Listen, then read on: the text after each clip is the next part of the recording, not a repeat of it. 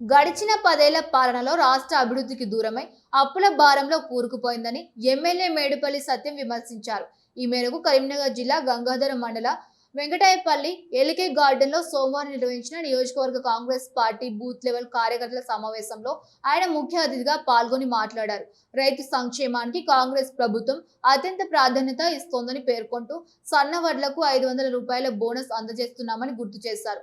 కాంగ్రెస్ ప్రభుత్వం అధికారంలోకి వచ్చిన తర్వాత ప్రజా సంక్షేమాన్ని కేంద్ర బిందువుగా చేసుకుని ముఖ్యమంత్రి రేవంత్ రెడ్డి నాయకత్వంలో అనేక సంక్షేమ పథకాలను అమలు చేస్తోందని తెలిపారు.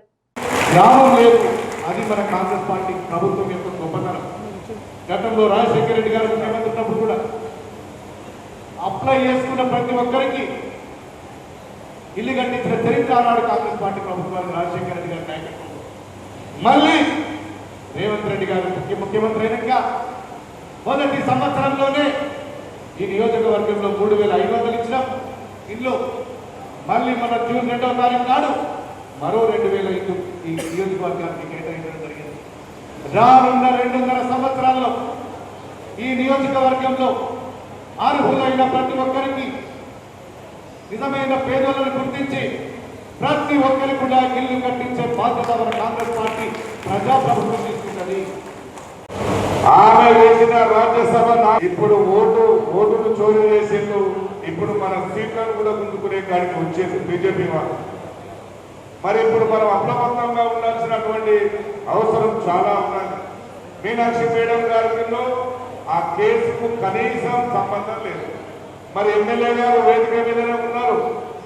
నామినేషన్ దాఖలలో ఫామ్ 26 ఎందుకు ఇస్తారయా అంటే ఆ నిలబడ్డటువంటి వ్యక్తి ఆయన విద్యార్హతలు ఏంటి, ఆయన ఆస్తిపాస్తులు ఏంటి, ఆయనకి ఏమన్నా క్రిమినల్ బ్యాక్గ్రౌండ్ ఉందా అని తెలియజేసేందుకు డిక్లరేషన్ ఇస్తారు. ఆ డిక్లరేషన్లో ఏమైనా క్రిమినల్ కేసులు ఉంటే 2 సంవత్సరాల పైబడినటువంటి ఏదైనా కేసులు ఉంటే ఆ కేసులు మెన్షన్ చేయమని అన్నారు.